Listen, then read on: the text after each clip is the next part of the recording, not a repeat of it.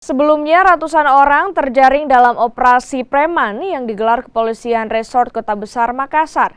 Mereka yang terjaring umumnya pelaku parkir liar dan paoga.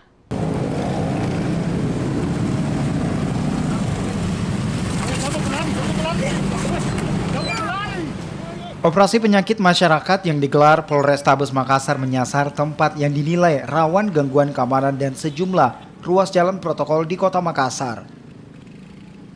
Ratusan orang yang terjaring dalam operasi ini dibawa ke Polrestabes Makassar untuk didata.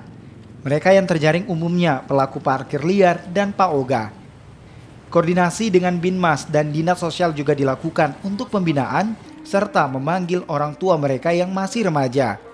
Operasi berantas preman akan terus dilakukan, termasuk pelaku gangguan keamanan di Kota Makassar.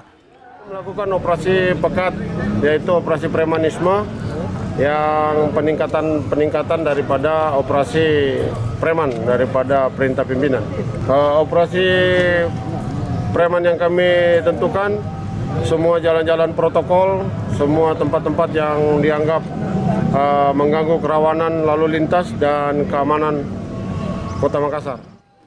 Sebelumnya, Presiden Republik Indonesia Joko Widodo menginstruksikan Kapolri untuk menindak tegas pelaku pungli dan preman terhadap sopir kontainer di Jakarta Utara.